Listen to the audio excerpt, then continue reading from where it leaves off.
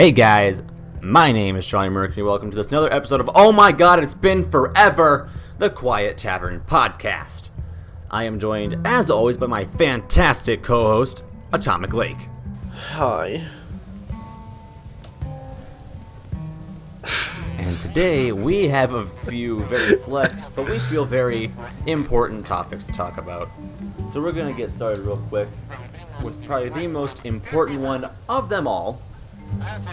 A little something called net neutrality. Now what this is, it's a principle, it's a business practice that says that your internet service provider, no matter who it be, cannot charge you extra or inhibit your use of the internet for their gain. They cannot pay for prioritization over others. They can't inhibit your use of the internet by any means. It is to ensure an open and free internet. Now, this bag of dick tips named Ajit Pai, he wants to, or rather he did, appeal net neutrality. And this isn't good for any of us, for all of us. This affects every single one of us on some level. If you were here in the United States, then here's what we recommend to do if you want to get involved with the decision here. Go to battleforthenet.com. Fill out their little chart, and they will connect you with your representatives, and they will even supply you with a script. If you have speech anxiety or stuff like that, they will supply you with a script of what to say. Now, I've done this, I have used this before, and it is a very smooth, it's a very simple process, I can assure you. So, It's very Atomic, simple. is there anything you wanted to, is there anything you wanted to throw in about net neutrality?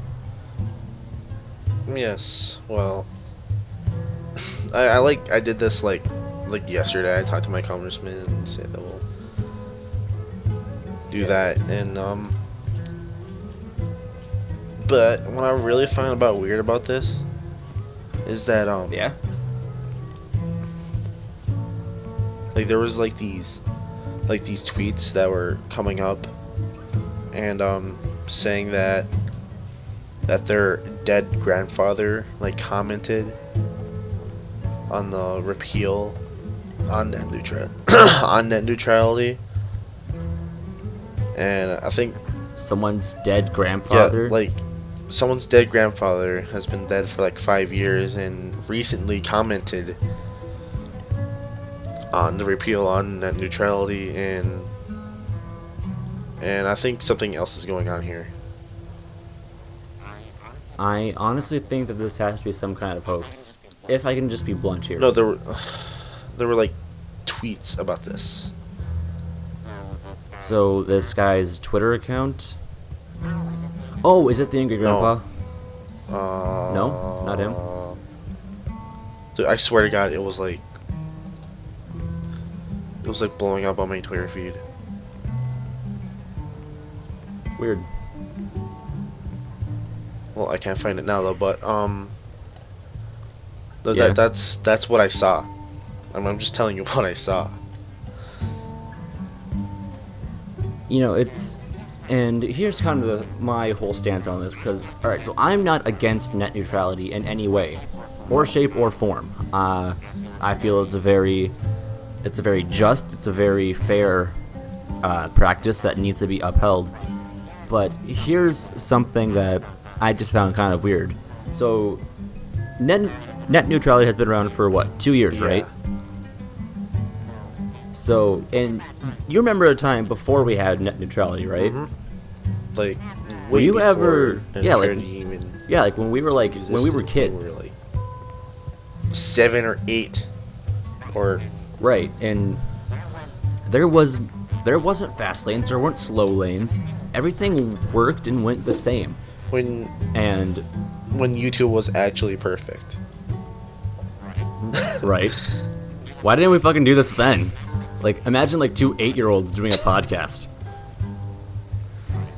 All right, so here are a few things that I feel like I need to kind of get off the table here. So Forbes posted an article, and I don't know exactly how viable Forbes is as a news outlet or service, but so they posted an article about the big net neutrality lie, and here are a few blurbs I pulled from that article. Quote: Even if there does turn out in practice to be a different Even if there does turn out in practice to be a difference between two prohibitions, the new rules clearly do not, quote, authorize anything, nor do they, quote, undo any net neutrality laws or rules already in place. Congress has never passed any of the several proposed net neutrality bills, and after successive court losses on the previous efforts, there have never been enforceable net neutrality regulations at the FCC to begin with. And there's another blurb here that goes, quote, in short, there is nothing explicit or implied about, quote, fast lanes and, quote, slow lanes, whether to ban them or to allow them. And they have another thing here that says, the FCC acknowledges that even without a ban, no ISP has yet to offer paid prioritization. There is, in short, no great conspiracy to undo the internet that requires consumers to rise up and save it. Now, I don't know if you guys are going to take this from my word or for Atomic's word or even from Forbes' word, but if you feel that this is something that you are going to fight tooth and nail for, and honestly, I agree with you, fight tooth and nail for this, fight to the grave for this, then I recommend that you go to battleforthenet.com. Like, what people don't realize is, if net neutrality is gone, then a lot of small businesses and fucking lives will be at stake, because they have like the suicide you have hotline. All these entrepreneurs, all these entrepreneurs, these small businesses, and like you said, even the suicide hotlines, the depression hotlines. This is a drastic change that really should not happen. And even Forbes, they had a thing that says, by no means is this perfect. They even recognize that this is a drastic change that does not need to happen. But I feel as a community, fuck just a community, us as a whole, YouTubers, big, small, our size, smaller than we are, non-existent, please. But imagine, guys. I urge you. Just imagine. Your internet service provider is EA. That's actually just a very imagine. perfect... Or even this. Just imagine that your internet is so slow, it's just loading each word at a time. Or each letter at a time. Or you try accessing Facebook, so you can talk to your relative that you haven't seen for in years, and they give you this little blurb here that says, I'm sorry, but you have to pay more to get this. Do you want that? Ajit Pai, you're never going to hear this, I don't think, but do you really want this? What good is this going to do for anything? Because if I can be blunt, this isn't going to fix anything. Now, on that note, let's move on to our next point. So our next topic, or? Yeah, so it was, So there's a streamer, apparently, that you told me about before you recorded. Do you want to fill us in on yeah, so there's this streamer details on Twitch TV named Dr. Disrespect. I don't know his real name. So apparently he cheated on his wife. Now, I have no information about this. I just heard about this like 2 days ago or yesterday. Yeah. And he cheated on his wife, and that's all I know. A lot of people are calling him Dr. Disrespect Women and stuff. Dr. Disrespect Women. Yeah, and has anyone called him a cuck yet? I think so, most likely. Yeah. And alright. Cause like my favorite word, like when it comes to like talking someone down, my favorite word to use is cuck. Doesn't matter how, it doesn't matter when, just the word cuck is fantastic. Yeah, being a cook basically means you're a liberal or something like that. Something like, I don't know. Or getting cheated on by a woman. Or cheating on a woman. Okay, so I looked this up real quick. So here's an article from Kotaku. Here's their title. It says, popular streamer Dr. Disrespect says he was, quote, unfaithful to wife, will take time off. So at least he's yeah, so he said he's gonna, at least he's owning up to it, so we can at least give him that. yeah. So here's the thing from the article. It says popular PUBG streamer Guy BM, aka Dr. Disrespect, said on a Twitch stream today that he has been unfaithful to his wife and will consequently be taking some time away from streaming. BM, who has 1.4 million Twitch followers, was awarded the Trending Gamer of the Year award, or the Trending Gamer award at the Video Game Awards last week in LA. Quote, I'm going to take some time off to focus on some fucking stupid wait, hold on. I'm going to take time off to focus on stupid fucking mistakes, BM said, visibly in tears in the message, which was delivered out of character. I'm going to take time off to focus on my family. And he's got a 3-minute long video for it, and that's the end of that article. So at least I'm not saying that what he did by any means was right, or that it was justified. It is dirty, it is disgusting, it is low, but at least he's at least he's trying to, yes, I know I fucked up. At least he's trying to fix his mistakes. At least he's repenting for his sin, and we can at least give him that. And honestly, I wish the best to him. I wish the best to his marriage. I wish the best to his wife. I wish the best to him. I don't want to see anyone go through something like this over some dumb mistakes that they made in the past. Now, whether this can be moved past from, no one really knows at this point. But I hope that in the coming months for all or weeks, we know, hopefully we can do this more often. The woman that he cheated on with could have manipulated him. Right, for all we know, it's, I don't know, I don't really see a way here to defend this guy, but, it's, I just want to say that at least he's repenting for his sin. He's trying to, sorry, I bumped my mic there, but he's trying to do good on him. So I wish the best for him in his future. So now moving on to our next little story here. Now, for those who don't know, and at this point I don't know how you don't know this, I'm a huge fan of pro wrestling, WWE, Ring of Honor, New Japan, etc. Yeah, you talk about it all the time. And so, fair point, but I'll admit to it. No one's perfect. So here's this story that broke about 5 days ago. So it was like early Sunday. So again, I bumped my mic. Jesus Christ. WWE superstar arrested and suspended after alleged domestic violence charges. So here's stuff I gathered. So here's stuff I gathered from PW Sheet, WWE, their own statement, and the Gainesville, Florida Police Department. So, WWE star Rich Swann was arrested by the Alcalua County Sheriff in Gainesville, Florida, my bad, on the early hours of December 10th, 2007. He was arrested for misdemeanor, simple battery, and felony kidnapping / false imprisonment of an adult.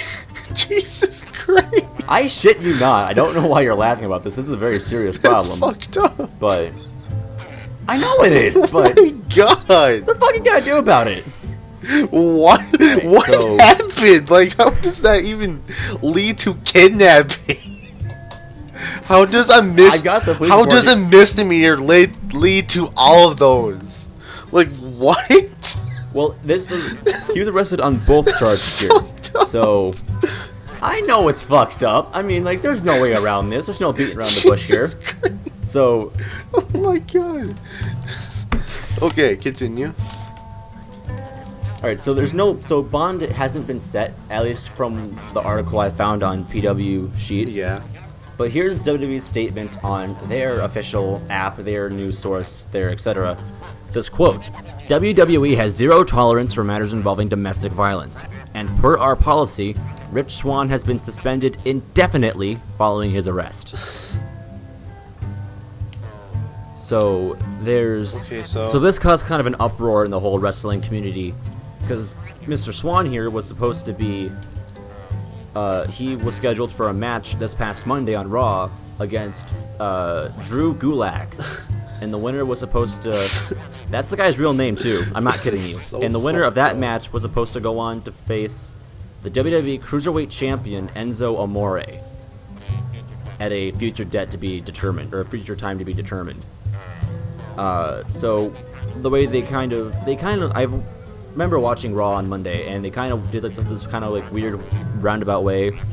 I thought they were going to do this really serious thing on the commentators. You know, the main commentator just says in a very serious voice and serious matter. Neither two commentators speak, but they kind of just say, "Yeah, there's been this incident. He has been suspended indefinitely," and they said Kurt Angle will find some way around this. And so eventually they didn't do that. They kind of did it kind of briefly under the rug in like a backstage segment with Gulak and Amore. So, and what they did was they had here's how they phrased it. It was a, quote, second chance fatal four-way.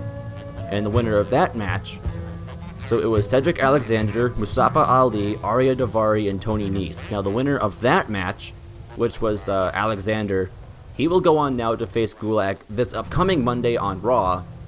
And then the winner of that match goes on to face Amore. And one little last bit of news, so he is no longer in police custody, but he is still suspended for God knows how long, indefinitely, they said. So, and I wouldn't be surprised if they just out and out terminated his contract, to be honest. Because this is a very serious matter. There's no way to get around this. I'm gonna kick myself later for referring to it like this, but it's kind of like the Chris Benoit thing. They kind of just blacklisted Chris Benoit from all WWE, and I realized that comparing domestic violence and battery to murder and suicide is a very large gap in between. I understand that. How does like a misdemeanor like lead to all those crimes? I mean, Jesus Christ! Like you have to be a really. So the kidnapping, false You either have imprisonment, to be, like- one charge. You either have to be like mentally insane or be on or like high on freaking bath salts or something. So here's the police report I'm looking at right now. So apparently it was Swan and his girlfriend. Now his girlfriend's also a professional wrestler Yes, who of wrestles on course. the independent scene. I don't know what her name is, but so it says the defendant was critiquing the victim's performance and began getting angry with her. The victim got scared that the argument was going to escalate and got out of the car in the area of 2400 Southwest Hawthorne Road. The defendant stopped his vehicle in the middle of traffic and the victim jumped out. The defendant gave chase and yelled for the victim to get back in the car. The victim told the defendant she did not want to get back in the car as she continued to walk away. The defendant grabbed the victim by her arm, and then around her neck with his arm, placed her in a headlock and dragged her back into their vehicle. The victim screamed for help as the defendant pushed her into the car.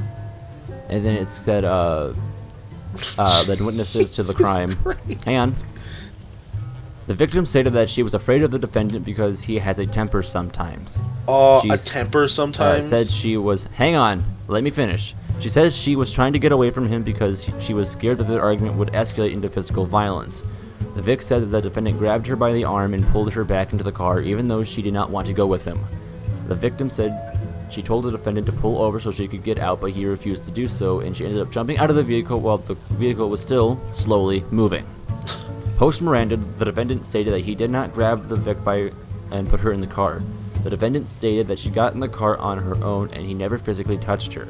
The defendant said that he was just trying to get home and she had the phone with the GPS on it. Wow, there's another page to this. Hang on.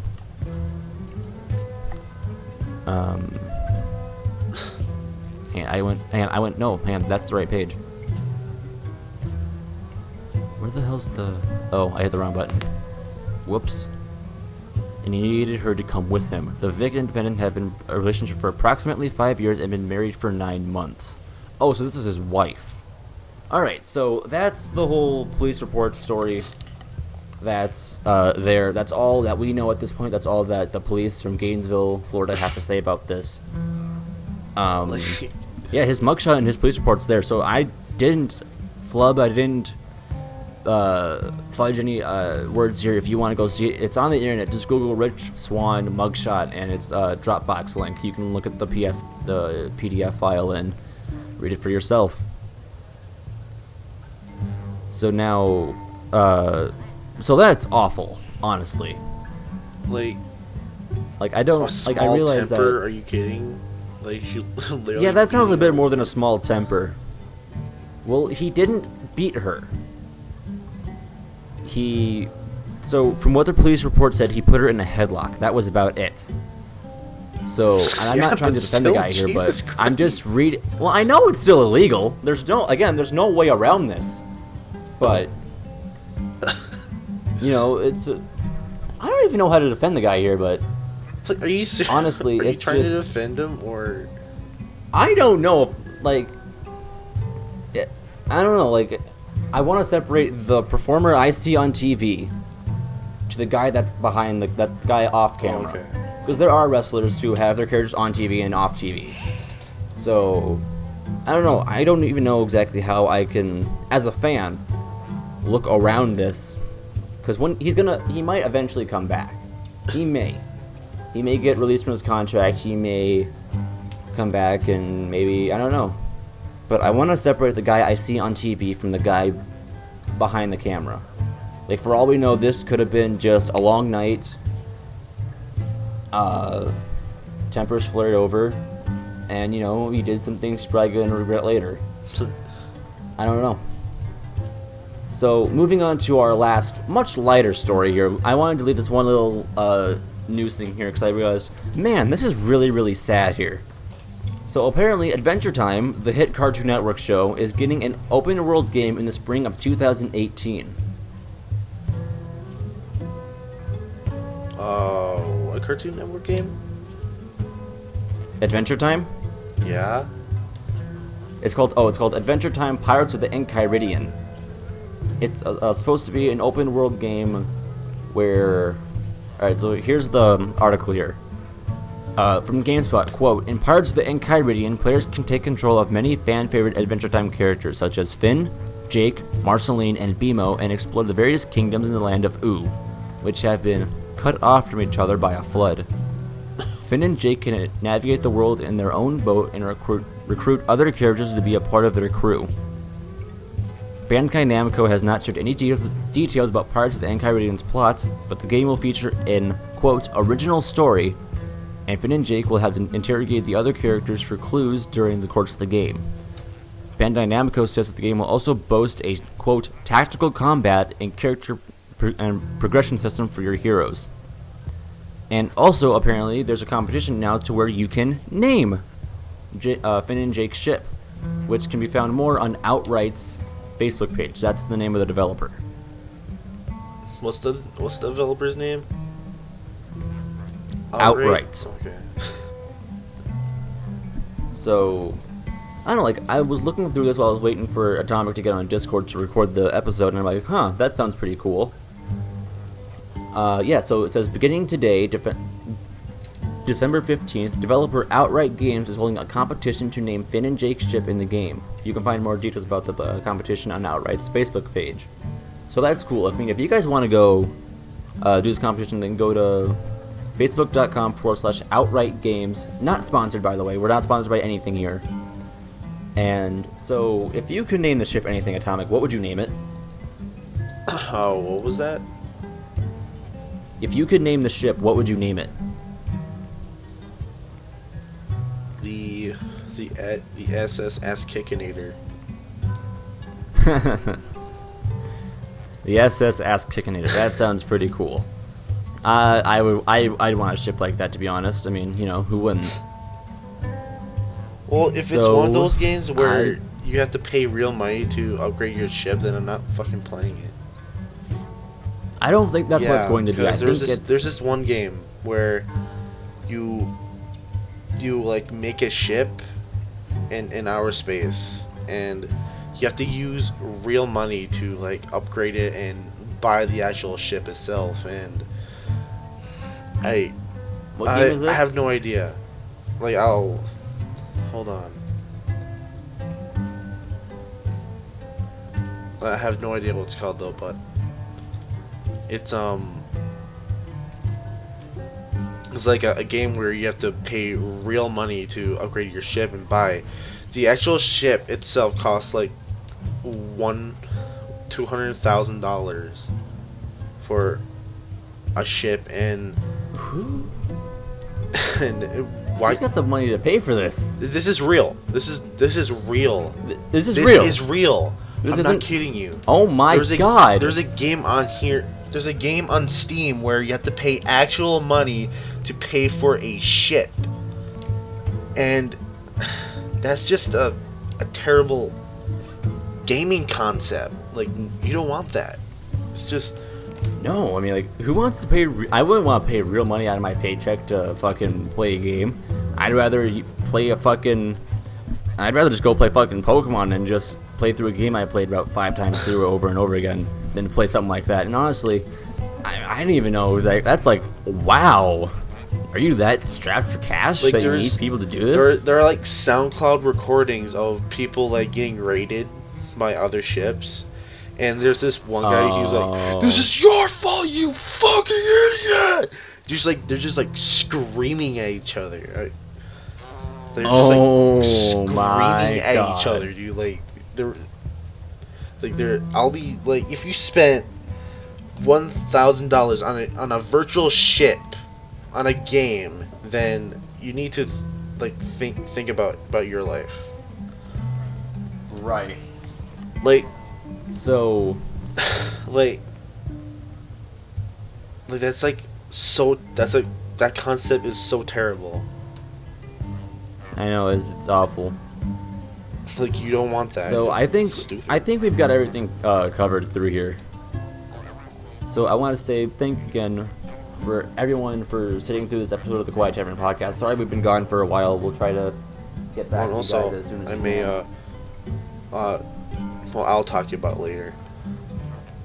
Okay, so thank you guys so much for watching this episode of the Quiet Tavern. If you want to be up to date with what we're doing in our common day lives, and you can follow either the Quiet Tavern at the Quiet Tavern, or you can follow Atomic on Twitter at Atomic Lake, or you can follow me on Twitter at Mercury_P1. And with that being said, guys, thank you guys so much for watching this, and we will see you guys again, hopefully, whenever, however, very soon. Bye. See ya.